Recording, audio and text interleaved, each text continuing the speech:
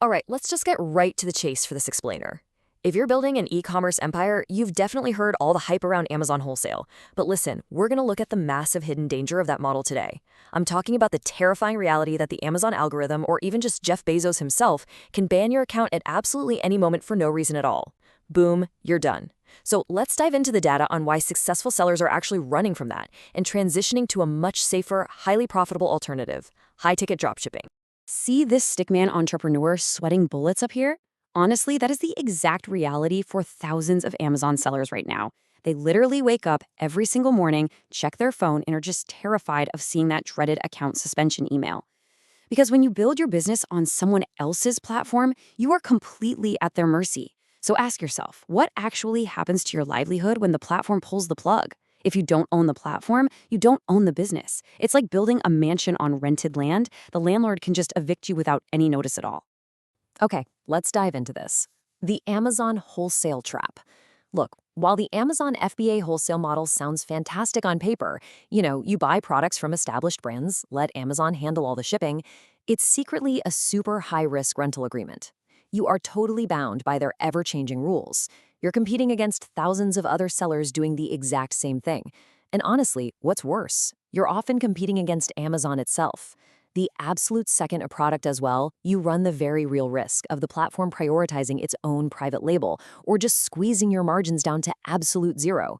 It's totally a trap disguised as a golden opportunity. Now, what's really interesting about this slide is the actual math behind the wholesale model. This really exposes the trap, and this data comes straight from a real-world example in our sources. Okay, let's say you go to a big box store, like Costco. You find an item selling for $9, and you see it's listed on Amazon for $26. On the surface, you're thinking, wow, a $17 gross margin, right?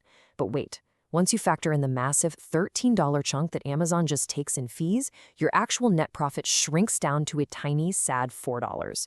You are doing all the sourcing, putting up all the capital, and Amazon is just walking away with the lion's share. And that massive slice of the pie, it doesn't just vanish into thin air. You are aggressively nickel and dime by the platform. Just think about it. You've got your standard referral commissions, which can easily be 7% or even way more depending on the category. Then you've got pick and pack fees every single time an Amazon worker so much as touches your item, closing fees, platform shipping fees depending on whether it's a regional or national delivery. It's just a constant, never-ending stream of deductions that absolutely crush your profit margins. It's incredibly difficult to scale a business when you are literally only making a few bucks per unit. And man, here is where the wholesale model gets genuinely terrifying: aging inventory risk. In the Amazon FBA model, you have to buy these huge bulk pallets of inventory upfront. That requires a massive amount of operating capital. But what happens if the sales velocity just slows down? What if a competitor undercuts you, or the algorithm shifts overnight? Suddenly, all those products are just sitting there gathering dust in an Amazon warehouse. And let me tell you, Amazon does not store your items for free. As time goes on, you start racking up these steep, aging inventory fees. Your investment turns into a ticking time bomb, and your greatest assets literally become liabilities, draining your bank account.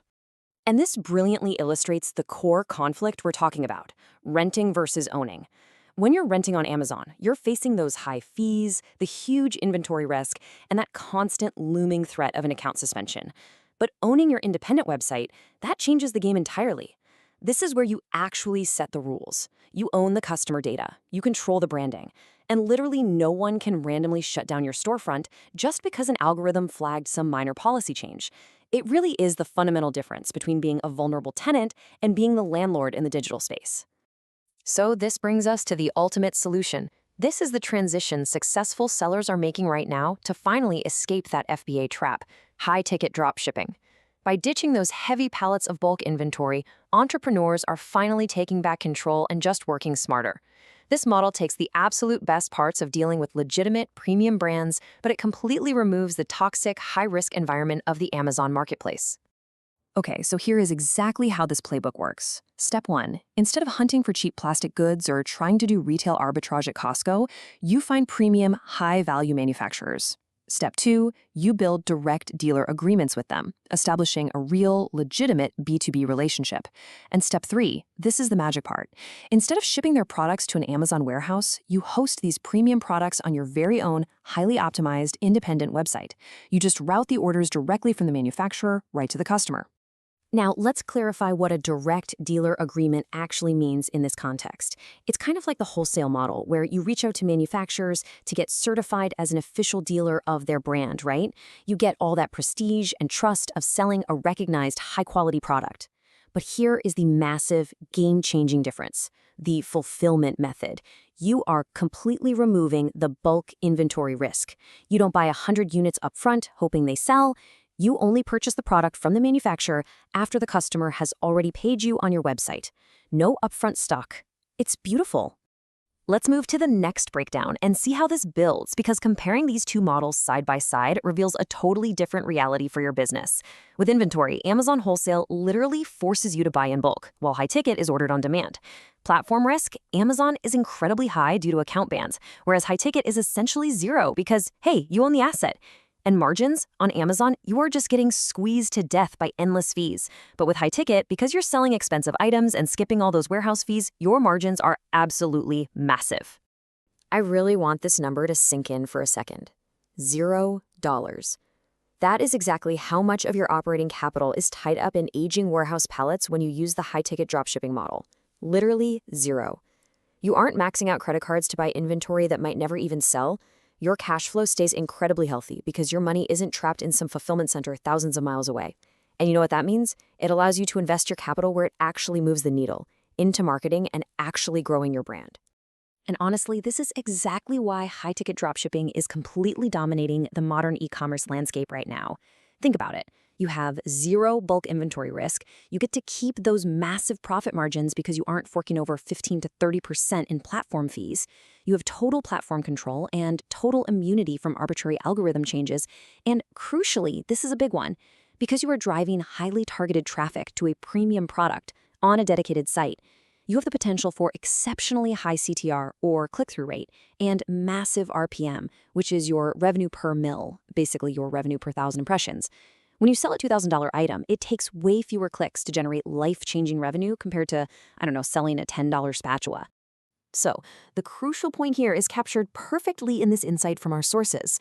Sellers who actually make the transition to high-ticket dropshipping often see success much, much quicker. And why is that? Well, it's because they spend their time optimizing high-converting ads and building real, tangible business assets, rather than fighting tooth and nail over actual pennies in the Amazon buy box. And most importantly, they get to do all of this without the constant looming anxiety of getting their account banned just because Jeff Bezos feels like it today. It's really about securing your peace of mind. Wow. Okay, we've covered a lot of ground in this explainer today, and the contrast between these two models couldn't possibly be any clearer.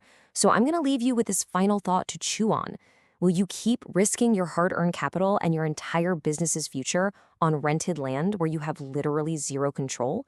Or are you finally ready to take the leap, build your own high-margin independent empire, and truly own your success? The data is all right there, but the choice is entirely yours. Thank you so much for joining me for this explainer. I really hope this analysis has helped illuminate the real path to e-commerce freedom for you. Keep learning, keep building, and I will catch you in the next one.